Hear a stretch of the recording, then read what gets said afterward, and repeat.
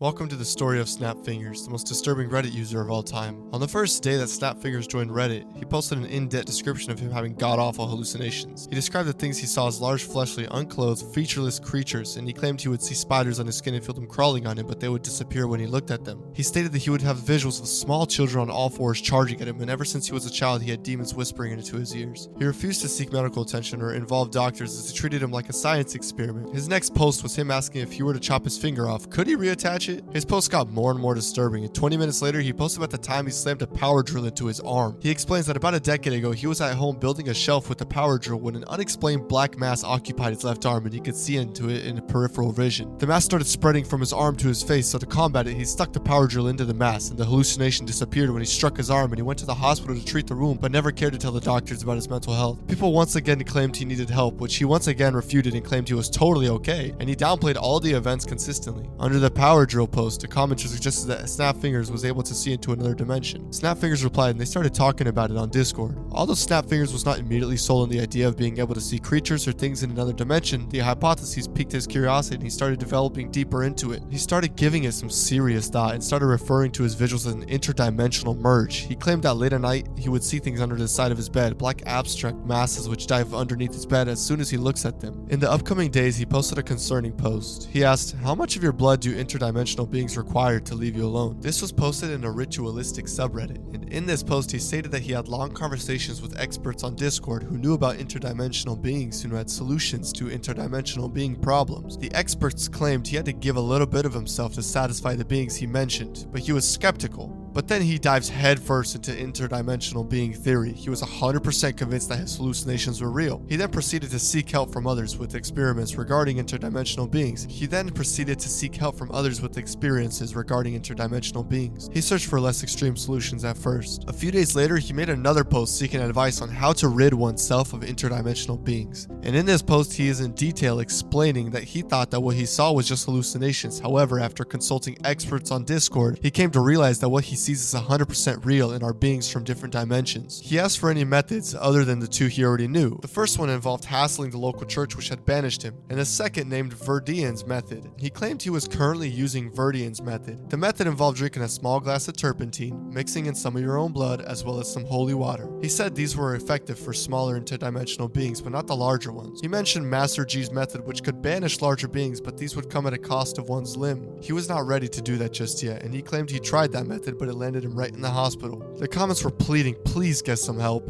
However, he once again refused, as typical for SnappedFingers. But then miraculously, things started looking up for him. A few months later, he posted about how he had been off in a deep end for the last few months and would be looking to set up appointments with medical professionals. However, things went downhill very fast. It's safe to bet he never made it to an appointment under this post. A fellow user commented telling SnappedFingers to get on Discord, claiming it was mission critical. There are theories that there were people purposely manipulating SnappedFingers, and this commenter is suspect of doing exactly that. SnappedFingers' next few posts reached a new level of disturbing though. He went back onto Reddit and posted about hell portals that exist in Paris catacombs. He claimed interdimensional beings lived within these portals. He then stated he needs to travel there, explore the catacombs, and find the portals and close them to free himself. He asked for advice on Reddit on how to shut down interdimensional hell portals, but surprisingly didn't find what he was looking for. In the comments, however, he seemed set to make the journey. He claimed he had a reason to believe these theories were true, but never elaborated. He even looked for unofficial maps of the Paris catacombs. He then made a post that topped them all off. He explained how in a few days he was able to travel to the Paris catacombs to close the hell portals which host interdimensional beings. He claimed these portals and his creatures were not seen by everyone, but were seen by him, and it was his mission to shut them down. The hell portals merged hell with earth, he claimed. He said he planned to carry a large chainsaw with him.